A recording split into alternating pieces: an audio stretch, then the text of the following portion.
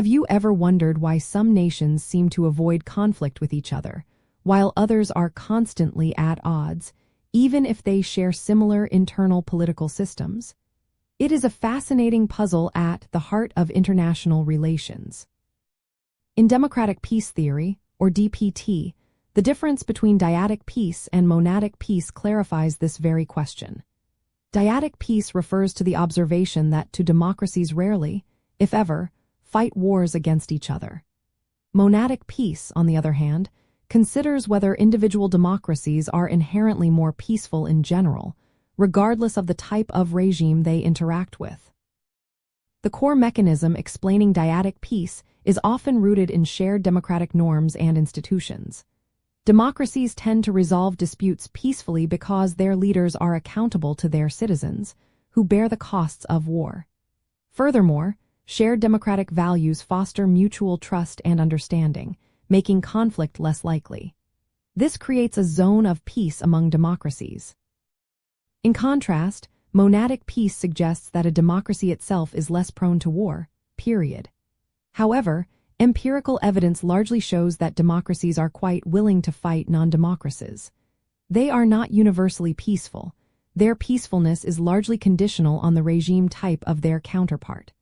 So, while democracies are not necessarily more peaceful overall, they are exceptionally peaceful with each other. Understanding this distinction helps political scientists and policymakers analyze international conflict and cooperation more accurately. When assessing the likelihood of peace, it is crucial to look not just at a nation's internal political system, but also at the political system of its potential adversaries. Focusing solely on a state being democratic or monadic peace might lead to an incomplete picture. Instead, the dyadic perspective emphasizes the relationship between two states. For example, promoting democracy abroad, if it leads to more democratic dyads, could enhance global peace. It guides foreign policy by suggesting that fostering democracy is most impactful when it builds a network of democratic partners. This nuanced view is critical because it highlights that democratic peace theory is fundamentally about the interactive nature of democratic states. Prominent scholars like Michael Doyle were instrumental in articulating the dyadic proposition, drawing from Immanuel Kant's idea of a Pacific Union among republics. The insight is that while democracies might still engage in conflicts or interventions against authoritarian regimes, they employ different mechanisms of diplomacy and conflict resolution when dealing with fellow democracies.